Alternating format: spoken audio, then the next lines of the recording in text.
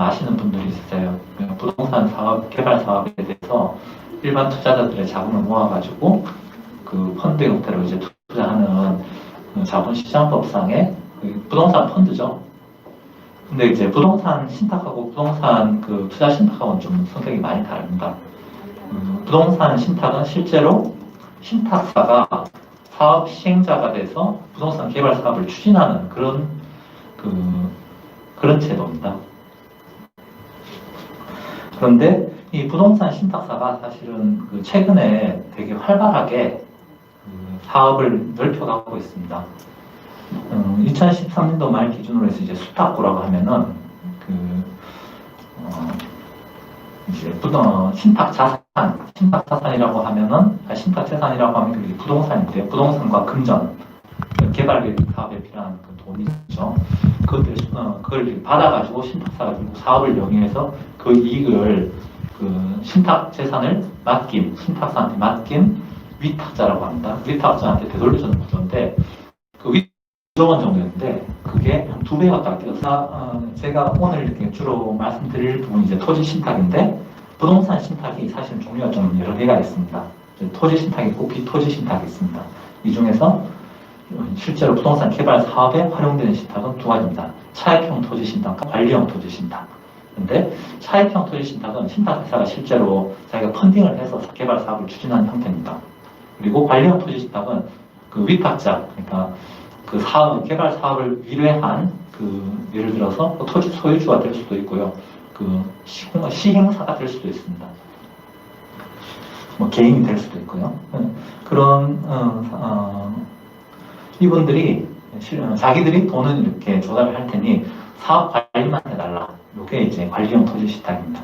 그 이외에 개발 사업과 직접적으로 관련되지 않는, 그러니까 신탁사가 개발 사업에 직접적으로 개입하지 않는 신탁의 유형이 4가지가 있습니다. 그런데 보시면 아시겠지만 2019년도 말 기준으로 해서 이제 2013년도 말과 비교했을 때 토지 신탁하고 관리형 토지 신탁만 늘었습니다. 나머지 이제 줄었죠. 그만큼 이제 토지 신탁이 사실 되게 활발하게 지금 운영이 되고 있습니다. 그 이유는 최근에 부동산 경기가 좋기 때문이라고 보시면 되겠습니다. 그런데 이 토지 신탁에 대해서 잘 모르시기 때문에 이런 문제가 발생하는 것 같습니다. 토지 신탁 계약 내용이 되게 불공정하다는 문제 제기가 있습니다. 근데 도대체 무슨 내용이 어떻게 불공정하냐라고 물으면 기자분들도 잘 모릅니다. 그냥 이런 내용이 있다던데요? 그래가지고 신문기사를 막 씁니다. 근데 실제로 그게 계약 내용인지 아닌지에 대해서 밝혀진 바도 없고, 그러니까 도대체 어떤 구조로 사업이 어떻게 운영이 되고 이런 거에 대한 게 거의 알려진 게 없습니다. 그래서 제가 한 23건 정도 은밀히 자료를 입수해가지고 계약 내용을 한번 분석을 해보고 이건 진짜 문제구나 라고 좀 느낀 바가 있어서 그거를 한번 말씀드려볼까 합니다.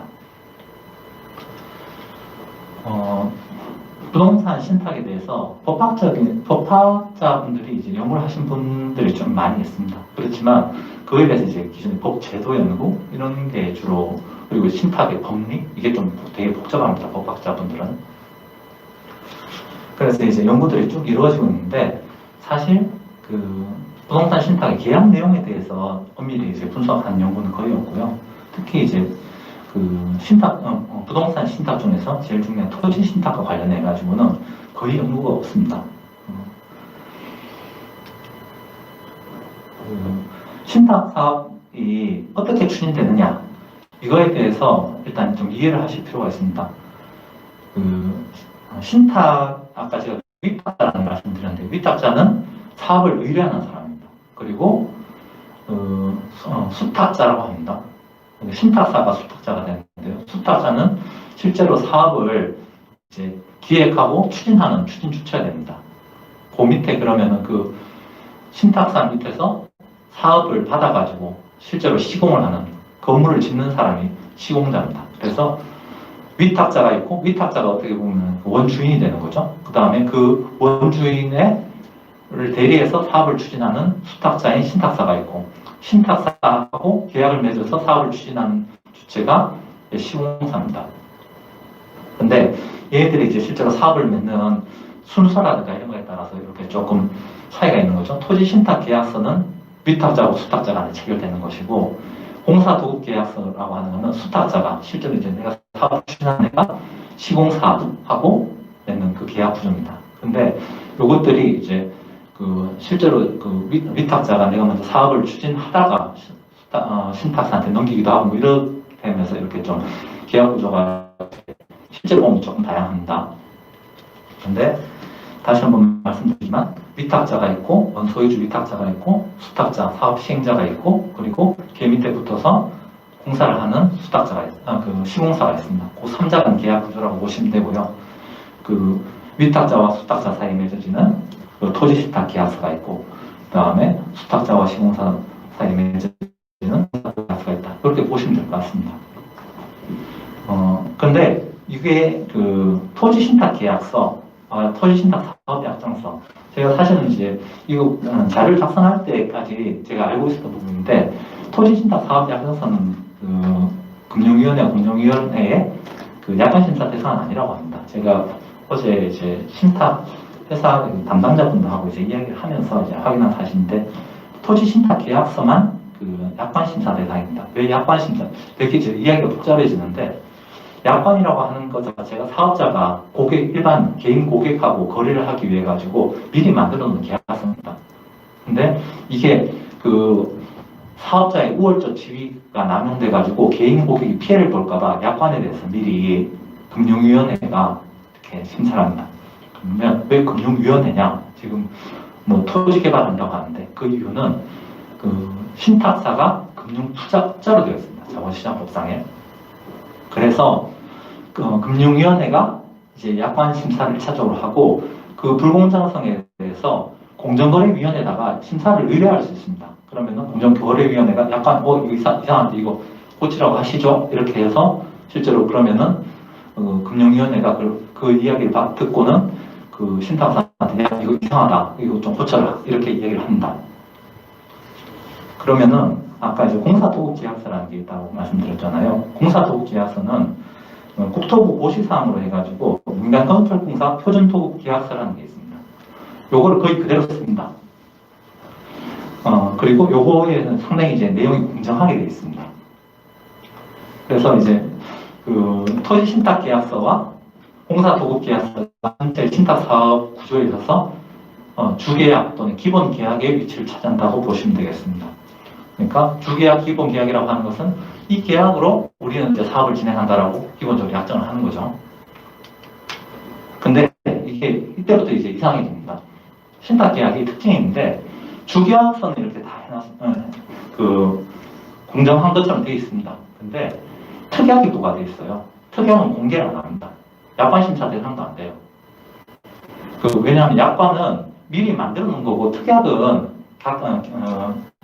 이제 약관과는 별개로 우리가 개별적인 사정에 의해서 주계약의 내용을 바꾼 거기 때문에 그거에 대해서 심사를 하지 않습니다. 근데 이 특약이 예외적으로 부과되어 있고 되게 좀 이상한 게 그 특약의 효력은 무조건 주계약에 우선하게 되어 있습니다. 그리고 이 내용을 보면은 되게 이상한 것들이 많아요. 이제 그 이야기를 조금씩 들려드릴 텐데, 보면은 맨 밑에, 당사자들의 특약 내용에 대한 외부 공개 금지 조항이 있습니다. 외부에 공개하지 말라고 하는 거죠. 그리고 불법의 계약인 내용에 대해서도 당사자 간에서는 효력이 완전하게 발생한다는 이상한 문구가 있습니다. 밑에 제가 이렇게 써놨는데 한번 읽어보시면 될 것 같고요. 그리고 아까 이제 위탁자하고 수탁자가 있다고 했는데 위탁자가 결국은 내 재산을 맡기고 개발해 달라고 하는 사람이거든요. 근데 수탁자는 그 신탁 재산을 받아가지고 이제 개발 사업을 추진하겠죠. 근데 그에 대해서 그 결과에 대해서 일체의 책임을 지지 않는다라고 되어 있습니다. 그래서 위탁자가 일체의 책임을 지지 않는다라고 하면서 동시에 이의를 제기하지 못한다. 그 다음에 그 수탁자, 그러니까 신탁사를 대상으로 해서 법률적인 불이익이 발생 시 그 위탁자는 그 네 비용으로 나를 면책시켜 달라라고 하는 이상한 조항들이 들어있습니다. 내가 이제 사업 시행 주체면은 그에 대해서 1차적인 책임을 지는 게 맞지 않겠습니까? 근데 그런 내용들이 들어가 있다는 거죠. 그리고 또 이게 신기한 게, 수탁자는 이제 신탁사입니다. 신탁사는 위탁자의 허락을 거의 받지 않고 신탁 재산을 임의로 처분 운용할 수가 있습니다. 그러니까 내가 이제 토지를 수탁 받아가지고 신탁 재산으로 등록한 다음에 그걸 담보로 해서 대출을 받을 것도 상관없고 이걸 팔아먹어도 상관없고 뭐 그런 식으로 실질적으로 위탁자의 통제를 거의 받지 않는 거죠. 그리고 그 결과에 대해서 또 면책됩니다. 내가 신탁 사무를 처리하면서 발생한 여러 가지 비용에 대해서도 위탁자가 다 부담을 하도록 되어 있습니다. 굉장히 이상하죠. 그리고 뭐 예를 들어서 이제 건설 사업을 하려고 하면은 뭐 설계, 감리, 분양, 홍보 등 여러 가지 부가적인 용역 계약을 체결해서 다른 업자들하고 이렇게 사업을 같이 해야 되는데 이거는 그냥 위탁자가 마음대로 위탁자가 아니고 위탁자 허락도 안 받고 그냥 제가 수탁자인 신탁회사가 마음대로 체결할 수 있습니다. 그러면서도 신탁 보수에 대한 또 약정이 들어가거든요. 그러면 이게 사실 적지 않아요. 근데 그거에 대해서는 1차적으로 사업이 이렇게 망가지는 경우에도, 개발 사업이 망가지는 경우에도 신탁회사는 그거를 온전히 회수할 수 있도록 해놨습니다. 그래서 만일 신탁 사업이 망가져가지고 신탁 재산, 내가 이렇게 신탁 회사가 가지고 있는 그 재산으로 내 보수를 다 회수 못하는 경우에도 그러면 이제 위탁자한테 네가 나한테 이만큼 덜 줬으니까 그거를 줘야 된다라고 약정을 합니다.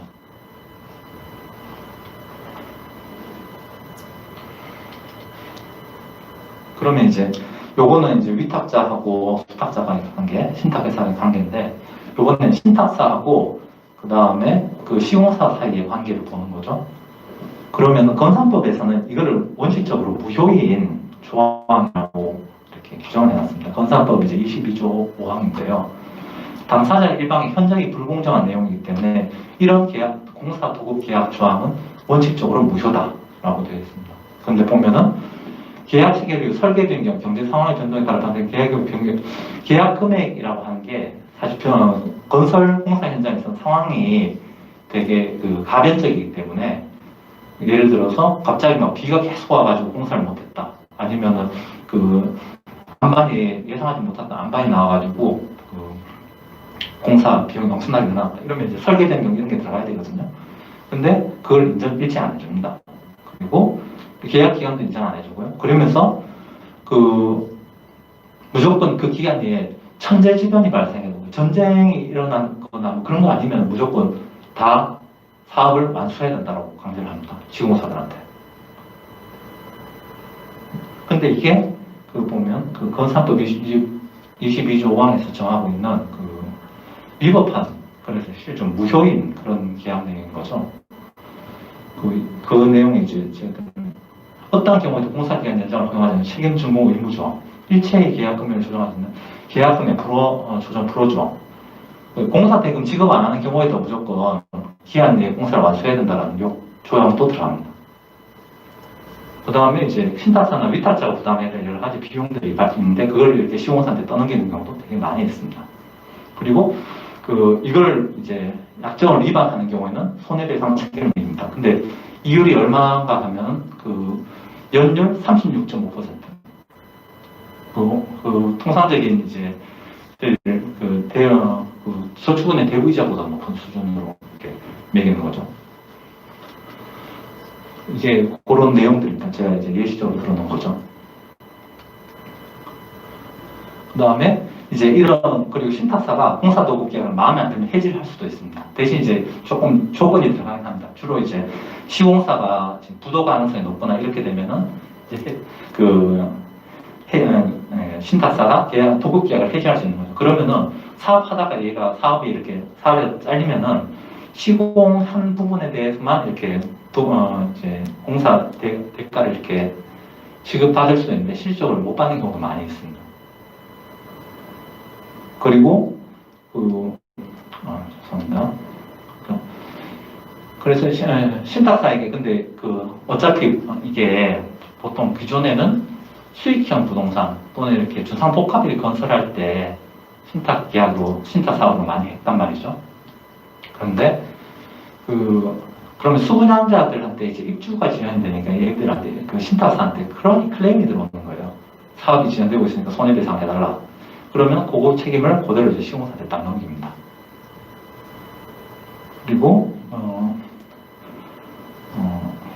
그리고 시공사한테는 이제 그러면 자기가 손해를 떠안아야 되니까 뭐 유치권이나 이런 거 내가 건설하고 있었던 그 물건에 대한 유치권을 행사할 수 있냐 그것도 포기시킵니다.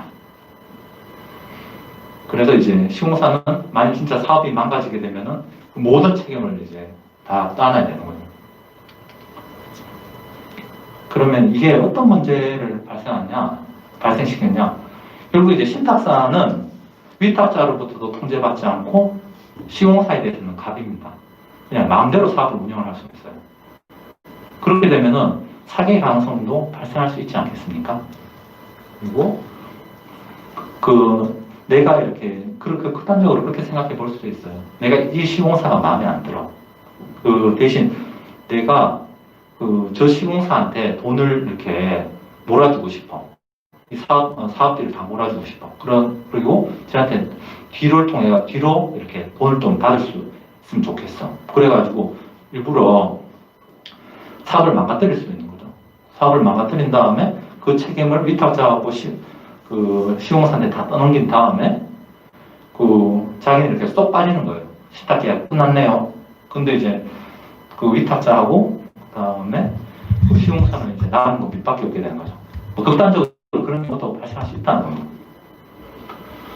그래서 이제 제가 시공업체들하고 이제 지금 면담을 계속 하고 있어요. 이게 아직 진행 중인 연구이기 때문에 확실하게 답은 나오고 있는데 결국 신탁 사업이 잘못 굴러가게 되는 경우에는 수분양자, 위탁자, 시공자 모두가 피해를 볼 수밖에 없는 그런 현행 제도상의 문제점이 있습니다. 그래서 이거에 대해서 지금 법률적으로 좀 개선을 해봐야 되겠다. 이게 저의 목표인데 지금 관련 법들이 이렇게 쭉 있습니다.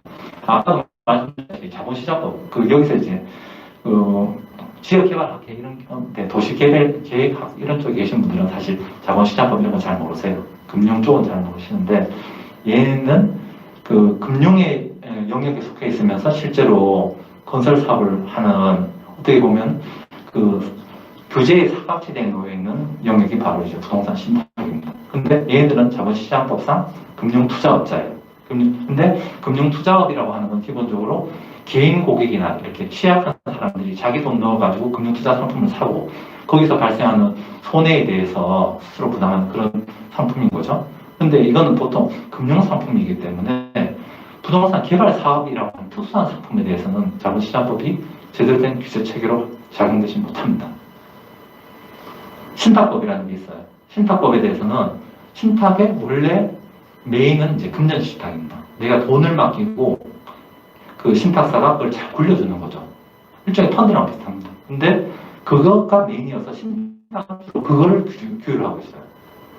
약관법은 약관에 대해서만 적용됩니다. 약관은 아까도 말씀드렸다시피 미리 만들어 놓은 거예요. 특약은 적용이 안 돼요.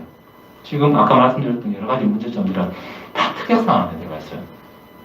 금융소비자법도 마찬가지. 개인인 금융소비자를 주로 전제로 합니다. 민법 너무 추상적이어서 적용하려고 하면은 사례에 대한 포섭이 필요해요. 결국 기존에 있는 어떤 법령체계도 얘네들의 지금 이런 계약 내용이 가진 문제점에 대해서 적합한 규제 체계로 작동하지 않습니다. 그래서 지금 계속 이렇게 아이디어를 내면서 연구를 진행하고 있는데 제가 생각하고 있는 거는 여기서 한 2가지 정도인데 지금은 한 3가지 정도로 늘었어요. 일단 여기 있는 것만 말씀드리자면은 약관규제법상에 있는 약관은 아까도 말씀드렸다시피 금융위원회를 통해 가지고 공정거래위원회에 약관 심사가 가능한데 약관이라고 단순 약관으로 심사 대상을 하는 것이 아니라 왜 신탁사업과 같이 이런 구조 하에서 이제 문제가 발생했다라고 문제가 제기되면은 금융위원회가 거래 계약서 전통으로 그냥 공정거래위원회에다가 심사를 요청하고 그에 대해서 판결을 받는 형태로 가자. 그래서 단순히 약관으로만 범위를 국한하지 말고 특약까지 다 집어넣자. 그 이야기를 하는 겁니다. 그렇게 해서 공정거래위원회가 그러면은 그에 대해서 이건 약관 아닌데요? 라고 약관 아니고 특약인데요? 그렇게 이야기를 할까봐 이제 약관법에서 약관 규제에 관한 법률에서도 이거는 이제 약관에 준하는 걸로 보자. 이렇게 가는 거죠. 그리고 또 만일 그래서 공정거래위원회가 이거는 되게 불공정한데요. 특이하긴 한데 되게 불공정한데 이거 문제가 있는데요. 라고 금융위원회가 이야기하면은 금융위원회는 얘가 이런 식으로 개혁되었을 때 지금 어떤 제재할 수 있는 장치가 없거든요. 그래서 과태료를 부과하는 조항을 하나 만들자. 이 정도의 지금 이야기를 하는 겁니다. 근데 요거 말고도 사실 더 이제 논의가 진행이 되고 있어요. 그래서 요거는 나중에 아마 금년 11월 정도에 제 개인 보고서 형태로 아마 결론이 최종적으로 나오지 않을까 싶습니다. 예. 제가 시간이 약간 지났는데 1분만 더 말씀을 올리겠습니다. 이게 토지 신탁이 단순히 이게 뭐 수익형 부동산 뭐 이런 거에만 관련이 있는 게 아니고 이게 지금 이제 주택시장으로도 영역이 확장되고 있습니다. 그래서 2016년도 이제 도정법 개정 때문에 신탁사들이 정비 사업에도 들어가고 있어요. 재건축 재개발에도 들어가고 있는데 얘네들에 대해서 그냥 지금 법적 규제 체계로 봐면 얘네들에 대해서 통제 장치가 없어요. 그러면은 재건축 재개발 사업이 부동산 시장이 너무 화랑이어서 얘네들이 그런 어떻게 보면 약간의 도덕적인 해이를 보임에도 불구하고 그래서 약간의 이익을 더 가져감에도 불구하고 사업이 안정적으로 가는 경우에는 크게 뭐 인식을 못하고 갈 수 있겠죠. 근데 그게 아니고 사업이 망가질 수밖에 없는 그런 외부적인 여건 하에서 잘못하면은 조합 같은 데서 좀 큰 피해를 볼 수 있지 않겠습니까? 그래서 이거에 대해서 우리가 한번 주의를 기울이고 기존에 이제 어떻게 보면 규제의 사각지대에 놓여 있는 부동산 신탁에 대해서 개발 신탁에 대해서 한번 규제 체계를 새로 탐색해 봐야 되지 않을까 그런 생각을 해봤습니다. 예, 잠시만 들어주셔서 감사합니다.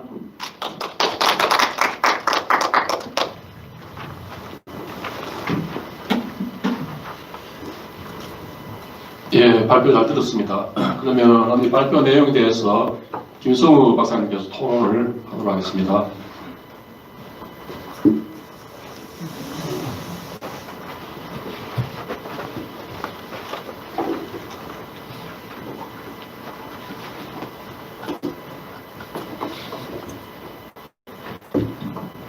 네, 반갑습니다. 정말 같은 주택도시보증공사의 김성우라고 합니다.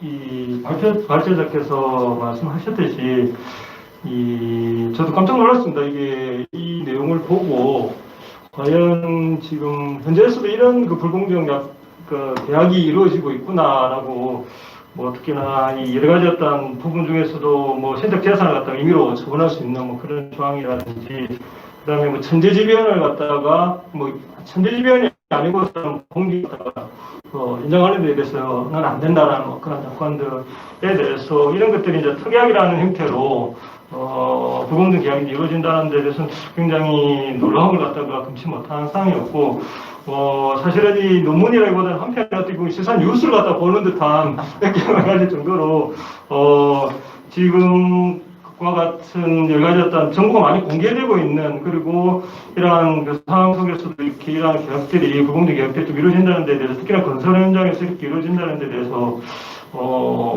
조금 더 이런 부분들에 대해서는 조금 더 우리가 사회가 좀 더 투명하고 보다 바람직한 방향으로 나아가기 위해서 이런 연구들이 계속적으로 좀 많이 이루어져야 되고 이런 연구를 통해서 뭔가 제도 개선들이 계속적으로 이어져야 되지 않겠느냐라고 이제 생각을 하고 연구자와 같이 여러 가지 어떤 부분들이 굉장히 공감을 갖다가 많이 하고 있는 그런 부분입니다. 사실은 저도 토지 신탁이나 특히나 신탁과 관련해 가지고는 아까 연구자께서도 말씀하셨다시피 일반인들이라든지 연구를 하시는 분들도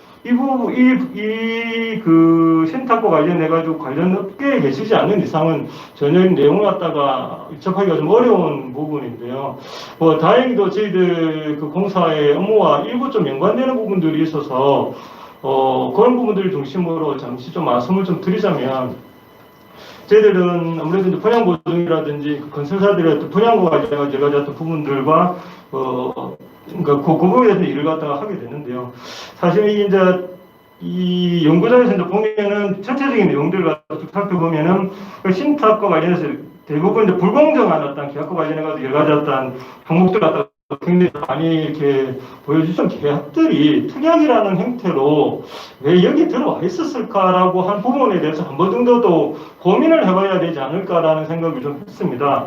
사실은 뭐 제가 좀 짧은 소견이지만 그 신탁이라는 부분이 특히나 이 부동산 관련해서 신탁이 특히나 뭐 건설이라든지 이런 부분들의 신탁이라는 것 자체가 사실은 과거에 그 이 시행사와 시공사 간의 어떤 분쟁이 있어가지고 분쟁을 해결하는 하나의 어떤 장치로서 저는 이 신탁 사업들이 좀 들어왔다고 좀 생각을 들거든요. 예를 들어서 특정한 그 사업이 진행되는 과정에서 한 80% 내지 90% 공정 상황에서 건설사가 뭐 여러 가지 어떤 이유를 들어가지고 뭐 설계 변경을 갖다 통해가지고 비용을 갖다 추가 비용을 갖다 요청한다든지 그걸로 인해 가지고 뭐 이제 이 공사 진행을 갖다가 이렇게 뭐 중단하거나 그러면 여러 가지 어떤 가처분이라든지 여러 가지 어떤 법적인 어떤 제재를 통해 가지고 문제가 되는 경우가 과거에도 뭐 여러 차례 좀 있었다라고 저도 뭐 들었습니다. 그래서 그런 것들을 좀 방지하기 위해서 신탁이라는 제도가 좀 들어오고 그런 것들이 어느 정도 이제 부동산 시장에서 어느 정도 지금 적용이 되고 있는 걸로 좀 생각이 되어지고요. 최근에 재건축 재개발 사업에서도 그 신탁 사업을 갖다 좀 정부에서 좀 활성화하기 위해서 여러 가지 제도적인 어떤 장치를 하고 있는데 이 역시도 그 시행사들이 가지고 있는 비전문성이라든지 또 시행사들이 또 오히려 그런 행포를 갖다가 어느 정도 신탁으로 통해 가지고 이런 부분들을 좀 해소하기 위해 가지고 좀 그런 제도를 갖다 많이 좀 포함을 하고 있다라고 저는 알고 있습니다. 그래서 그런 부분들에 있어서 조금 더 연구의 어떤 성숙도를 높이기 위해서 이러한 불공정 약관들이 들어오게 된 이유 그리고 이런 것들이 물론 이게 그렇다고 해서 그런 그 특약들이 다 바람직하다라고는 저는 생각하고 있지는 않지만 하지만 그런 것들에 대한 문제점을 또 보완할 수 있는 어떤 약관적인 장치라든지 이런 것들 장치들도 그러니까 제 차에서 포함이 좀 됐으면은 하는 부분이 있고요. 그리고 최근에 보면은 사실은 이런 부분들이 이 신탁이 가지고 있는 그 여러 가지 어떤 장점들도 좀 있는데요. 특히나 최근에 그 대규모의 규모의 공사에 있어가지고 특히나 은행권에서 신탁사를 갖다가 꼭 이 포함을 시키도록 요구를 하는 경우가 있습니다. 왜 그러냐면 사실은 여러 가지 어떤 사업과 관련해가지고 안정성이라든지 여러 가지 어떤 부분들이 있어서 뭐 물론 이제 관리했던 뭐 그 효율성도 좀 있겠지만 여러 가지 사업과 관련해가지고 전문적인 지식을 가지고 있고 이걸로 통해가지고 이 투자를 했던 그 리스크를 갖다가 관리해 나가는 측면에서 가지고는 또 신탁사 역할들이 굉장히 좀 중요한 부분들이 있습니다. 또 저희들 뭐 공사하고 좀 이렇게 연관이 되는 부분인데요. 사실 이제 저희들 그 분양 보증을 갖다가 하는 경우에 이게 이제 시행사들의 그 신용등급을 기반으로 해가지고 저희들이 보증료율을 갖다가 책정을 갖다가 하게 되는데 상대적으로 영세하거나 그다음에 과거에 시행 경험이 없는 그 시행사 같은 경우에는 신용도가 굉장히 낮습니다. 그래서 그렇게 되면 자연스럽게 이제 보증료를 갖다 굉장히 높아지는데 근데 신탁을 통해 가지고 들어오다 보면은 신탁사들은 대부분 신용등급이 굉장히 높게 평가가 되어가지고 있습니다. 그래서 저희들이 이제 사업 주체로서 이제 그 신탁사가 들어오기 때문에 자연스럽게 이제 분양 보증료를 갖다가 할인해가지고 그런 부분들을 오히려 그 공사에 대한 여러 가지 어떤 뭐 자금을 활용한다든지 비용을 절감할 수 있는 또 요인들이 좀 작용을 하고 있습니다. 근데 그런 것들 하는 과정에서 아마 신탁사가 시행사의 가지고 있는 여러 가지 어떤 문제점 그리고 시공사들이 또 과거에 했던 그런 행태들을 중간에서 뭔가 관리를 하고 사업 관리를 갖다 하는 과정에서 어느 정도 이런 불공정 특약들이 일부 좀 포함이 됐을 수도 있지 않겠느냐라는 뭐 제 개인의 추측입니다. 그래서 그런 부분들에 대해서 한번 짚어보시고 그런 것들이 전체적인 어떤 뭐 내용에서 좀 더 음성적으로 발생된 걸 좀 양성화시키는 그런 내용들이 좀 되었으면 어떨까라는 부분에 제 개인적인 어떤 뭐 의견입니다. 전체적인 내용에 대해서는 전체적으로 공감을 하고 있고 좀 더 뭐 좀 개발을 해서 보다도 좀 선진화되고 좀 바람직한 어떤 신탁 제도가 건설 시장에 그리고 이런 제도들이 정착이 되었으면 하는 게 개인적인 생각입니다. 네, 이상입니다. 예, 토론 감사합니다. 제가 얼마 전에 이제 이야기를 들었는데요. 저 필드에서 저 압구정에 보면은 거기 재건축 대상 예정 아파트들이 많지 않습니까? 오래된 아파트들이. 그 중에 어느 아파트 단지에서 재건축 추진위원회에서 이제 신탁 계약으로 방식으로 하겠다. 이렇게 해서 또 내부적으로 한쪽에서는 또 이제 신탁 계약에 이제 그 위험이 있다. 문제가 있다. 그래서 또 비상대책위원회를 만들어서 서로 다투고 갈등이 생기고 하는 사례를 제가 본 적이 있는데요. 내용을 보니까 이제 신탁 계약이 나름대로는 이게 이제 장단점은 있는 것 같습니다. 근데 물론 이제 기본적으로 계약에 있어 가지고 이제 표준 약관은 뭐 그다지 큰 문제가 없는 것 같은데 그 표준 약관을 이렇게 특약을 통해 가지고 이제 불공정하게 이렇게 만든 게 그게 이제 문제인 것 같고요. 어떻게 됐든지 간에 이제 계약은 이제 불공정한 계약은 이제 공정한 계약으로 이렇게 진행해서는 이 연구가 굉장히 중요하고 의미가 있는 연구가 아닌가 이렇게 생각이 듭니다. 토론한 내용에 대해 가지고 그 김영주 박사님께서 답변을 하는 시간을 하고 또 첫 번째 논문 마무리하도록 하겠습니다. 예, 좋은 코멘트를 해주셔서 감사하고요.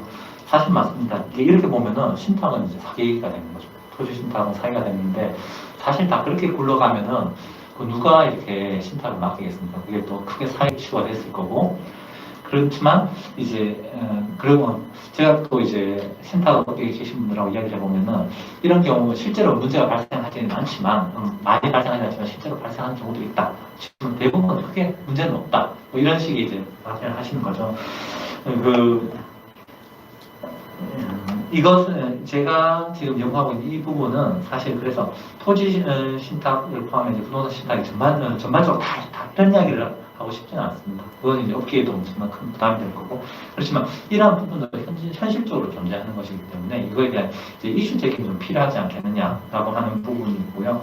그 다음에 이제 신탁 사업이 특히 사업 경력을 계속 확장해 가고 있는데 그게 아까도 말씀드렸다시피 국토부와 금융위원회가 서로 잘 알지 못하는 그 영역에 속해서 규제에 차익이 발생하는 그런 영역이라고 생각합니다. 그에 대해서 한번 우리가 되돌아보고 이거에 대해서 부족한 부분이 있으면 적절한 규제를 만들어 나가야 된다는 관점에서 이제 연구를 진행했고 앞으로도 이제 실제로 보고서가 나올 때 이것보다 훨씬 더 좀 톤을 다운해서 나가야 되지 않을까 싶습니다. 분명히 신탁사가 사실 운영상의 이제 효율성이 존재하고 또 특히 자금 조달이나 이런 부분이 있어서 이런 개인이나 시행사가 큰 비용을 조달하기 이런 부분을 보완하는 긍정적인 효과가 있는 것도 맞습니다.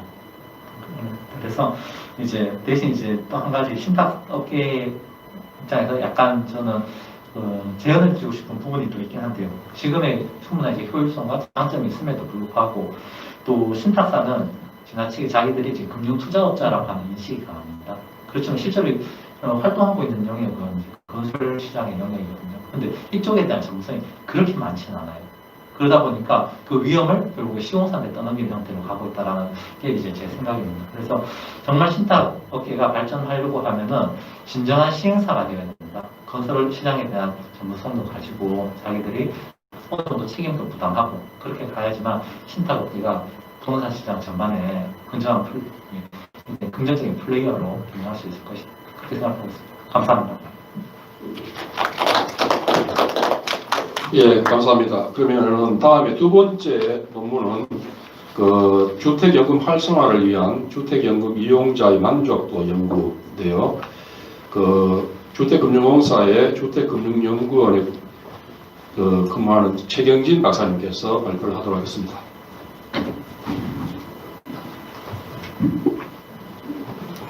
안녕하세요. 네, 방금 소개받은 주택금융연구원의 최경진입니다.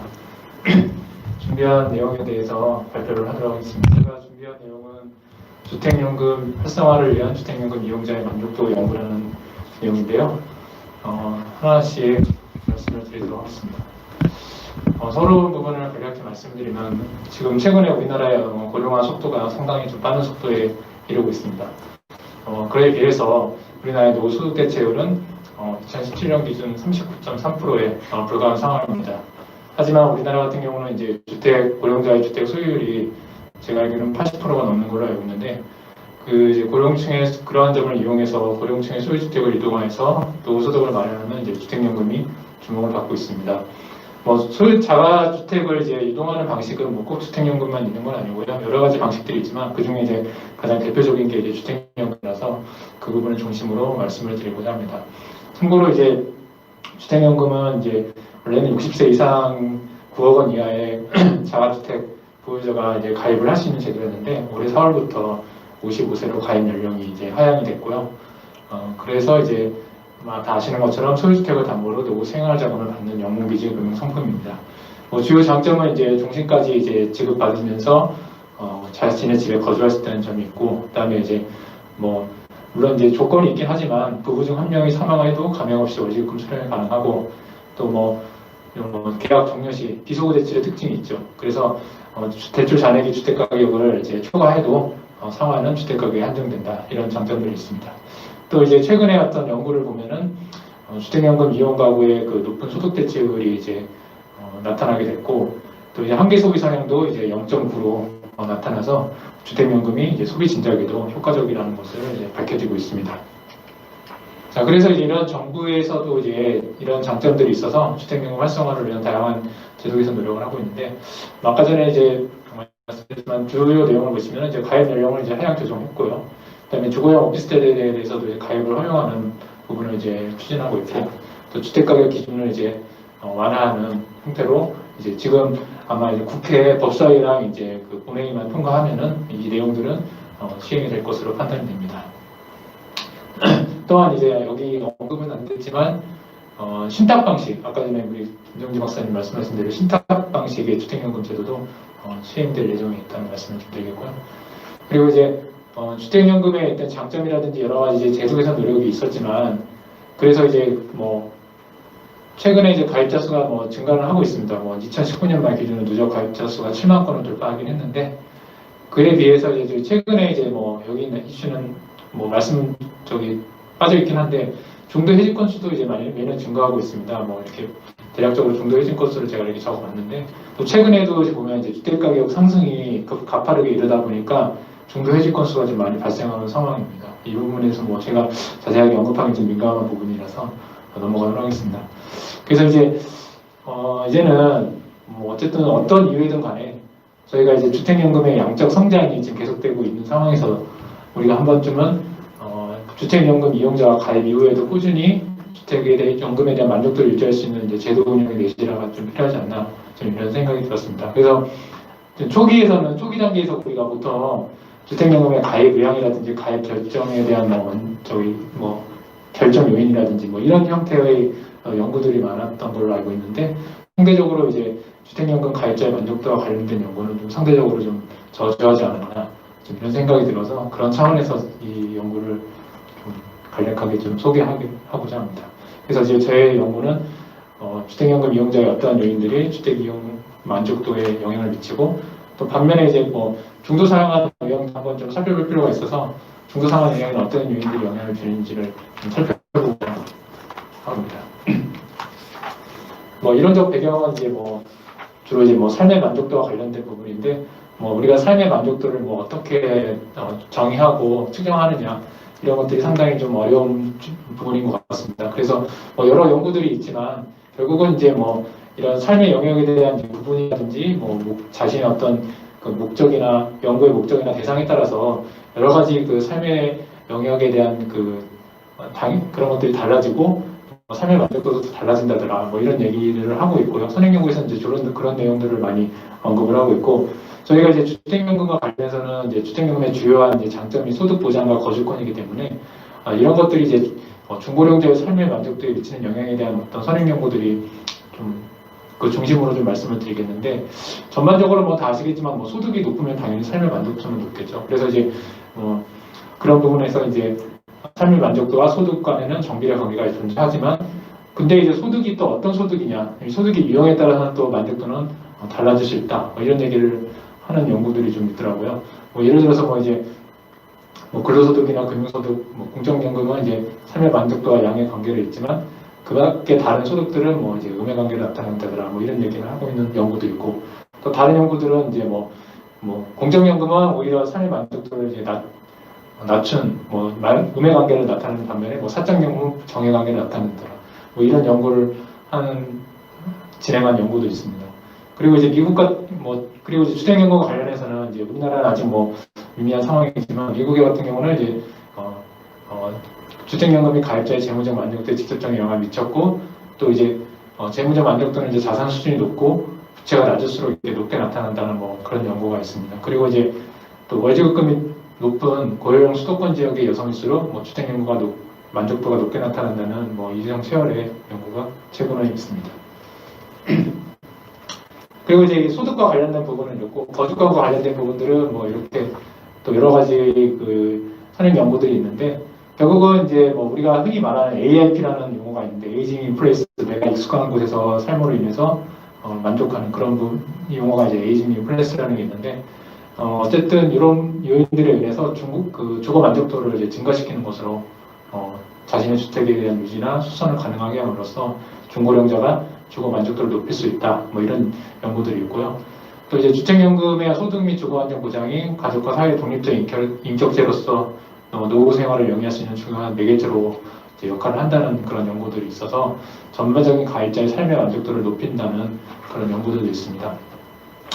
근데 이제 주택연금이라는 게 다 좋은 건 아니고 다 좋다고 볼 수는 없겠지만 가입 전에 자신의 처한 재무적 상황이라든지 상속에 대한 니즈, 거주 환경 등이 다 다르기 때문에 이러한 부분들을 종합적으로 고려해서 가입 여부라든지 시기 이런 것들을 결정할 필요가 있는데 미국 같은 경우는 이제 상담이 의무화되어 있잖아요. 그래서 미국 같은 경우는 이제 이런 연구를 보면은 가입 전 상담을 받은 가입자일수록 주택연금 가입 만족도가 높다는 그런 연구들이 있습니다.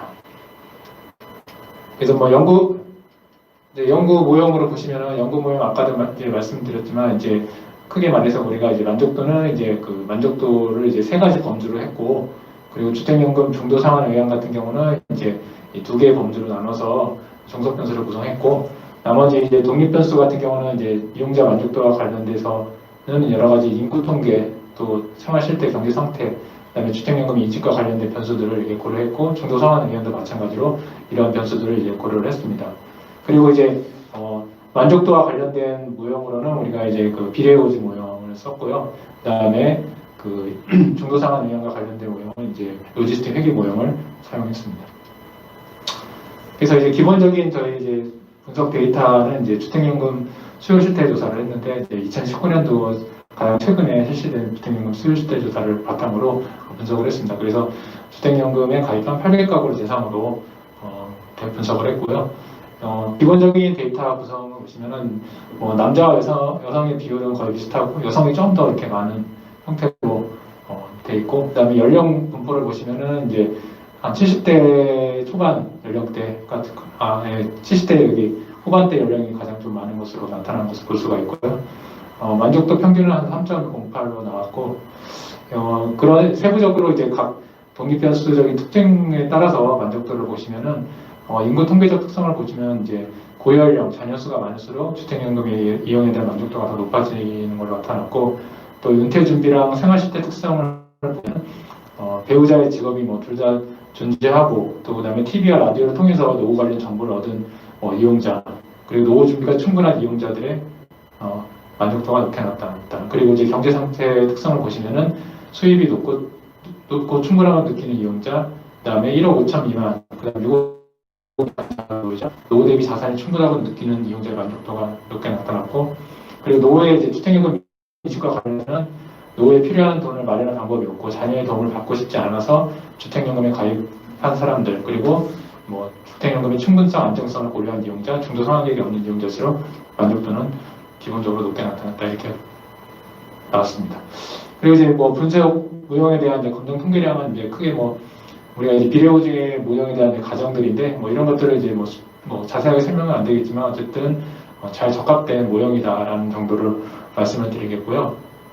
로지스틱도 마찬가지로 이탈도라든지 여러 가지 P-밸류 값들이 유의하게 나타나는 것을 확인할 수가 있었습니다. 그래서 이제 이런 모형들을 활용해서 데이터를 이제 가지고 활용을 해서 분석한 결과를 보시면은 여러 가지 이제 만족도에 가장 큰 요인을 미치는 변수들을 이렇게 우리가 봤더니 총 이제 9개 변수들이 이제 유의하게 나타난 변수로 이제 확인이 됐습니다. 그래서 가장 큰 부분은 이제 가입점 고려 사항, 그 다음에 정부 지원 정도, 그 다음에 또 세 번째는 여기 중도 상황 계획, 이런 순서대로 해서 만족도에 영향을 미친 변수들이 이렇게 나타나는 것을 확인할 수 있었습니다. 그래서 하나에 대해서 이제 각각의 이제 분석 결과를 설명드리면, 일단 배우자 유무 및 자녀 수에 따른 만족도 분석 결과를 보시면은 이제 배우자가 없는 이 주택연금 이용자가 있는 경우보다는 이제 만족도가 좀 높게 나타났고요. 그리고 자녀가 많을수록 또 만족도는 좀 높게 나타나는 경향을 보였습니다. 그래서 이제 이런 결과에 대한 이제 나름의 해석을 보면은 주택연금이 노인 가구의 이제 노후소득 마련 및 주거 안정에 중요한 역할을 하고 있는 걸 보여주는데, 또 자녀가 많을수록 의외로 이제 상속 의향은 좀 높긴 한데, 자녀들이 이제 동의를 해줄 경우에는, 동의를 해줘서 이제 주택연금 가입할 경우에는 이에 대한 만족도는 오히려 높다는 점을 좀 시사하는 걸로 볼 수가 있고요. 그리고 이제 정부 지원이 이제 충분하지 않다고 응답자일수록 오히려 주택연금 이용자의 만족도가 좀 높게 나타났습니다. 그래서 보통 이제 정부 지원이 보통 이제 저소득 노인을 대상으로 이루어지는 경향이 있는데, 이 차상위 계층의 그 노후 생활비 마련 수단으로서 주택연금이 중요한 대안이 될 수 있지 않나 하는 부분이 됐고요. 그리고 이제 수입 출처와 관련해서는 이제 그 아까 전에 이제 그 선행 연구에서도 봤지만, 이제 수입의 유형에 따라서 이제 만족도는 좀 달라지는 걸 우리가 언급을 했는데, 여기 보시면은 이제 부동산 임대소득자의 주택연금 이용 만족도가 가장 높았습니다. 그 다음이 이제 뭐 공적연금, 그 다음에 근로소득, 그 다음에 근로소득이랑 사업소득, 그 다음에 사적연금, 이런 순서대로 이렇게 나타냈는데, 여기서 통해서 이제 나름대로 이제 뭐 생각할 수 있는 부분은, 우리 이제 노후에 보통 이제 노후 준비가 안 되신 분들 대부분 이제 부동산 통해 가지고 임대소득을 많이 하시려고 하잖아요. 근데 그런 분들 임대소득 같은 경우는 일단 현금 흐름의 이제 안정성이 좀 떨어지고, 그리고 이제 또 그런 부분들이 있기 때문에 주택연금 같은 경우는 이제 종신까지 종에게 이제 현금 흐름이 안정적으로 공급되기 때문에 그런 부분에서 좀 만족도가 높게 나타나지 않았나, 이런 좀 생각이 좀 들었습니다. 그리고 공적연금 수급자의 그 만족도가 높게 나타난 이유로는 제가 생각해 봤을 때, 우리나라의 이제 공적연금 제도가 민소흥숙한 이유로 인해서 가입 기간이 좀 짧고, 그래서 이제 수급액이 좀 불충분한 부분이 좀 많습니다. 그래서 이런 분들이 주택연금을 통해서 추가적인 노후소득을 마련할 수 있었기 때문에 만족도는 좀 높게 나오지 않았나, 이런 생각을 하게 됐습니다. 그리고 이제 자산 보유 대비 노후 자산의 충분성, 그래서 자산 보유액이 1억 5천 미만이고 자산이 적을수록 노후 대비 충분한 자산이 부족하다고 생각할수록 주택연금의 이용 만족도는 높아지는 경향을 보였습니다. 그래서 이제 주택연금이 이런 것과 관련해서는 저가주택을 소유한 고령층의 노후소득 마련에 중요한 역할을 하고 있다. 우리가 이제 우대형 그 주택연금 제도가 있는데요. 1억 5천 미만 이제 기초연금 수급자 대상으로 우대형 주택연금 제도를 하고 있는데, 이런 부분이 요거와 좀 관련이 있지 않나 하는 생각이 좀 됐고요. 그다음에 중요한 건 또 가입점 고려사항과 관련해서는 주택연금의 제도에 대한 충분한 이해라든지 그리고 현금의 안정성을 이제 고려한 가입자일수록 만족도는 높게 나타났습니다. 아까 전에 이제 해외 사례 언급했던 부분 마찬가지인데, 우리나라도 이제 가입점 충분한 상담의 필요성을 이제 보여주는 거고, 주택연금을 이제 충분히 이해하고 가입하는 것이 중요하다는 것을 이제 언급하고 있습니다. 그리고 이제 중도상환 의향과 관련해서는 이제 중도상환 계획이 없다고 응답한 가입자가 당연히 상환을 생각하고 있는 응답자 대비 만족도는 높게 나타나고 있다. 그래서 이런 부분, 이제 중도상환 의향이 또 뭐 당연하지만 낮은 사람이 만족도는 높다. 그래서 이와 관련한 이제 중도상환 의향에 영향을 미치는 세부적인 요인에 대해서 뒤에 좀 말씀을 드리도록 하겠습니다. 그래서 아까 전에 말씀드렸듯이 이제 로지스틱 모형을 활용해가지고 중도 상환에 통계적으로 영향을 주는 주요 요인은 크게 거주 지역, 이건 이제 통계 변수고, 연령, 배우자 유무, 소득으로 나타났고요. 그래서 보시면은 이제 하나하나씩 보시면 연령과 관련해서는 이제 85세 이용자 대비 65세 이하가 중도 상환 영향의 고지비가 좀 이렇게 높게 나타나서 대체적으로 이제 나이가 많을수록 중도 상환 영향은 낮아지는 경향을 보이고 있죠. 어쨌든 주택연금 월지급금이 어쨌든 나이가 많을수록 높고 나이가 적을수록 낮으니까 뭐 그런 부분에 영향도 있을 수 있고, 또 나이가 어리신 분들은 이제 또 다른 일자리를 또 얻을 수 있는 여지가 있기 때문에 그런 부분에서는 뭐 중도 상환 영향이 당연히 나이가 높은 사람일수록 낮아지는 경향을 볼 수 있고 소득 같은 경우는 이제 결국은 뭐 좀 해석은 좀 애매하긴 하지만 어쨌든 100만 원에서 300만 원 구간이 제일 좀 높게 나타났습니다. 그렇지만 이제 대체적으로 봤을 때는 이제 오히려 이게 보니까 그 저소득층 그러면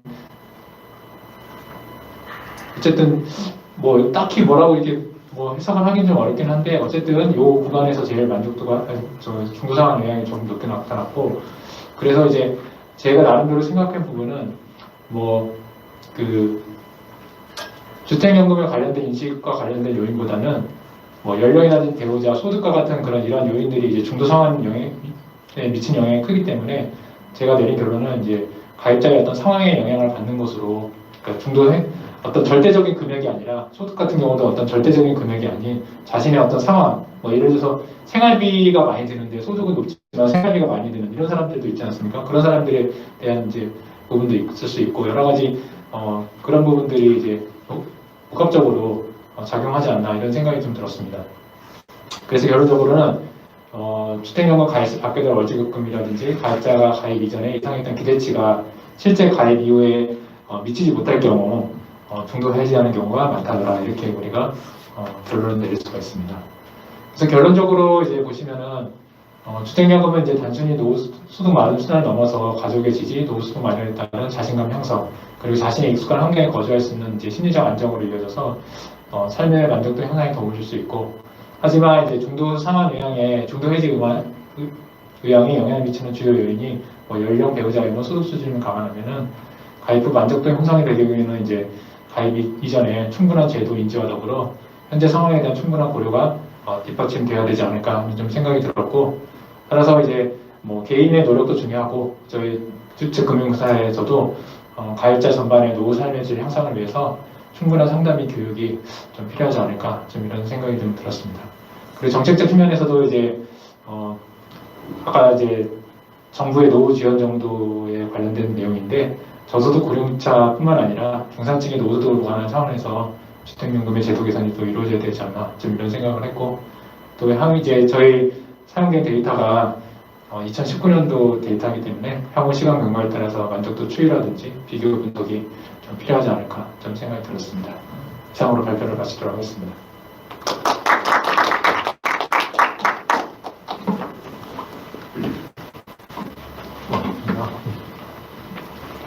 예, 발표 잘 들었습니다. 그러면은 여기 대해서 토론은 조금 전에 그 신탁 계약 관련해서 발표를 한 김정주 박사님이 하실 건데요.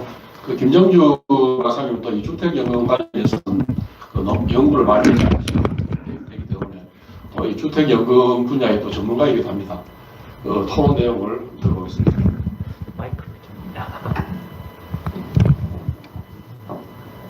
예, 그 최경진 박사님 그 논문 되게 잘 봤고요. 그리고 약간 이렇게 이거는 이제 농담입니다. 농인데 너무 이렇게 합리적으로 결과값이 다 나와가지고 이거는 어떻게 이렇게 깔끔하게 나왔지? 뭐 이런 생각도 약간 들었어요. 너무 이렇게 상식에 딱 부합한 형태로 나와서 사실 이 논문의 내용에 대해서 저는 개인적으로 뭐 그렇게 코멘트 드릴 뭐 특별히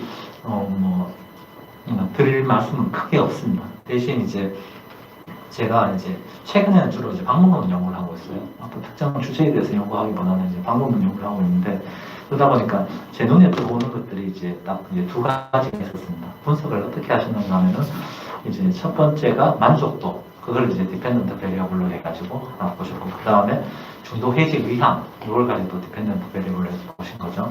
그런데 보통 이제 저희들이 회귀 분석을 할 때 이제 엔도지니어티의 문제라는 게 있지 않습니까? 엔도지니 내생성이라고 하는데 결국은 디펜던트 베리어블, 종속 변수가 이 디펜던트 베리어블한테 영향을 미치는 어떻게 보면 연립성의 문제라고 사이멀테니어티 트러블이라고도 합니다. 근데 이것들이 두 개의 분석에서 사실은 다 문제가 될 수 있는 것 같아요. 만족도 같은 경우는 이제 이게 자체가 이제 서베이다 보니까 서베이 데이터 가지에 이제 메저먼트 에러의 문제, 측정 오차의 문제가 있습니다. 근데 측정 오차의 문제가 이제 디펜던트 베리어블에서도 존재하고 인펜던트 베리어블에서도 존재하는 거예요. 그러면은 이 경우에는 이제 내생성 문제가 생각하는 거죠. 그렇다고 한다면은 이거에 대해서 이걸 컨트롤하고 이제 그 좀 컨시스턴트한 그 회계 개수를 어떻게 추정해낼 것이냐, 요거에 대해서 최근에 이제 논의가 많이 있었습니다. 그래서 저도 그거 관련해서 이제 논문을 하나 쓴 적이 있었는데, 그냥 이렇게 분석하시는 것도 이제 상당히 의미가 있지만, 혹시 좀 더 이렇게 디벨롭 하시려고 하신다면 이제 통제 함수 컨트롤 펑크션 메소드라는 게 있습니다. 이게 국내에서는 거의 활용이 안 되고 있는데 찾아보시면 나옵니다. 그래서 이런 이제 이분형 변수라든가 이제 범주형 변수에 대해서 이렇게 또는 이제 이게 보통 일반적 연속형 변수 컨티뉴어스 베리어블 같은 경우에는 디펜던트 베리어블이 이제 일반적 회계 분석에서는 이런 내생성 문제에 대해서 이제 투스테이지나 이런 걸 주로 쓰죠. 투스테이지나 뭐 GMM 이런 걸 쓰는데, 이제 그거를 이런 범주형 변수를 디펜던트 베리어블로 하는 그런 경우에는 이제 그 컨트롤 펑크션 메소드를 써볼 수 있습니다. 이건 이제 중도 해지 의향에 대해서도 마찬가지입니다. 중도 해지 의향 같은 경우는 이제 만족도하고 사실 여기 상관관계가 당연히 있을 수가 있습니다. 만족도가 높으니까 중도 상환을 안 하려고 하는 거고, 중도 상하, 그러니까, 인과관계가 이제 여기일 수 있다는 거죠. 이런 경우에 당연히 또 이제 내생성의 문제가 발생하는데, 이것도 똑같은 방법으로 쓸 수가 있습니다. 그래서 그걸 한번 검토해 보시고 추가적인 분석을 한다면 참 좋은 논문이 되지 않을까 싶습니다. 수고하셨습니다. 예, 토론 감사합니다. 주택연금이 사실 지금 우리 여기 지금 앉아 계시는 우리 조덕호 회장님께서 1990년대 말부터 이제 국내에 이 제도 도입해야 된다 해서 소개를, 국내 학계에서는 최초로 소개하신 분이 아마 우리 조덕호 교수님이실 건데요. 그 이후에 이제 계속 이제 도입 방안 관련해서 노력을 하다가 드디어 이제 2007년도에 제도가 도입되었고, 벌써 따지고 보니까 10년이 넘었네요. 제도 도입된 지가. 그러다 보니까 이제 오늘 발표 내용 같이 이제 주택연금 활성화 관련되는 이런 이제 연구가 이제 수행이 되게 되었고. 근데 제가 오늘 발표 내용을 보니까 지금 이제 55세 가입자 연령을 55세까지로 낮추는 것 같은데요.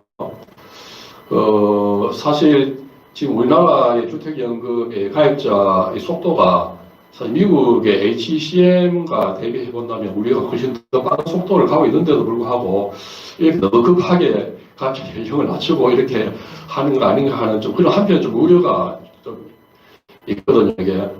그러니까 이제 HCM 같은 경우에는 도입된 지가 벌써 이제 30년이 넘었지만 아직까지 그 가입자 연령은 62세를 그대로 유지를 하고 있는데 우리는 지금 55세까지 이렇게 낮춰왔기 때문에 너무 급하게 이렇게 활성화를 위해서 그 제도를 이렇게 급하게 바꾸는 거 아닌가 하는 그런 측면에서 한편 좀 우려가 되는 측면이 있습니다. 일단 그러면은 최경희 박사님께서 답변을 하도록 하시겠습니다. 예, 무형과 관련해서는 내생성에 대한 고려는 충분히 좀 해야겠다는 생각이 좀 들고, 좋은 지적을 좀 해주신 걸로 저는 생각이 듭니다. 그리고 이제 저는 다른 부분보다도 이제 박상일 박사님 말씀하신 부분에 대해서 말씀을 드리면, 사실 55세로 낮추는 거에 대해서는 이제 여러 가지 의견들이 분분히 있었던 건 사실이고요. 근데 이제 우리나라의 이제 노후 준비 상황이라든지 고령자의 노인 빈곤율 이런 것들이 전반적으로 고려해 봤을 때 좀 생각보다 우리가 생각한 것보다 좀 심각하다 이런 좀 결론이 있었던 것 같습니다. 그래서 우리가 이제 수급 개시 연령과 관련해서 보면 이제 공적연금은 이제 69년생부터는 65세고 사적연금 같은 경우는 지금 이제 퇴직연금 같은 경우는 55세부터 지금 수급을 받을 수 있잖아요. 이제 그런 부분에서 보면은 이제 주택연금이 또 하나의 노후소득을 준비하지 못한, 원래는 이제 주택연금이라는 거는 이제 이런 다층 노후소득을 준비하지 못한 사람들이 노후소득을 마련을 위해서 이제 도입된 제도일 수도 있는데, 근데 우리나라의 50대인 사람들도 마찬가지로 노후 준비를 제대로 하지 못한 사람도 많습니다. 그리고 이 사람들도 주택 소유율이 60대 이상 못지않게 높고요. 그러다 보니까 그런 차원에서 봤을 때는 이제 가입 연령을 좀 낮추는 게 오히려 이런 분들에 대한 노후 소득을 마련하는 데 도움이 되지 않나 이런 결론이 내려서 아마 그 배경은 그렇게 된 것 같고 예, 그런 것 같습니다. 그리고 이제 통계를 보니까 얼마 전에 제가 통계를 보니까 주된 일자리에서 은퇴하는 연령이 50대 초반이더라고요. 이제 그러다 보니까 주된 일자리를 퇴직하고 나면 결국은 이제 다른 이제 비정규적인 일자리도 퀄리티가 좋지 않은 그런 일자리를 많이 갈 가능성이 높은데 그런 경우 같은 경우는 이제 소득이 아무래도 부족하지 않습니까? 그런 차원에서 이제 그런 것들을 좀 보완하는 차원에서라도 55세로 이렇게 하는 거를 좀 결정하지 않았나 저는 그런 생각이 듭니다. 예, 이상입니다. 예, 감사합니다. 그러면은 지금 오늘 저희들이 5번째 세션인데요. 여기까지 온라인으로는 이제 그 학회를 이제 마치도록 하겠습니다. 지금까지 참여해 주신 여러분들 감사드립니다.